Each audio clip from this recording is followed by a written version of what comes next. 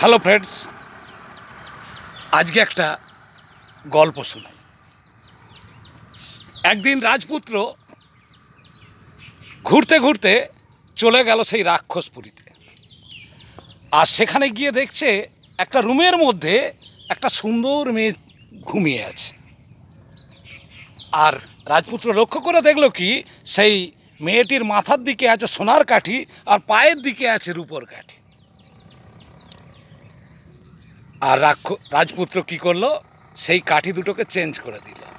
রূপোর কাঠি মাথায়, রূপোর কাঠি পায়ে করলো আর সোনার কাঠি মাথায় করলো। আর তখন মেয়েটির ঘুম ভেঙে গেল।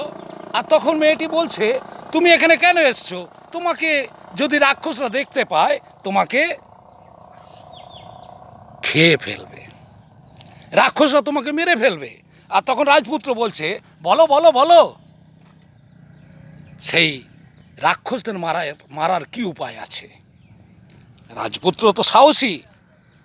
আর তখন মেয়েটি বলল যে অমুক সরোবরের নিচে একটা পদ্ম গাছ আছে, সেই পদ্ম গাছের নিচে একটা কৌটো আছে, কৌটোয় একটা ভোমরা আছে। আর সেই ভোমরাটাকে যদি এক কোপে কেটে ফেলা যায় তাহলে সব রাক্ষস মরে যাবে। আর রাজপুত্র তাই করল। রাজপুত্র গিয়ে সেই সরোবরে সেই কৌটোটি উদ্ধার করে এক কোপে ভোমরাটাকে কেটে দিল, আর সব রাক্ষস মরে গেল। আর রাজপুত্র কি করলো, সেই মেয়েটিকে নিয়ে এসে রাজপ্রাসাদে, বলো বলো কি করলো, সেই মেয়েটিকে বিয়ে করলো।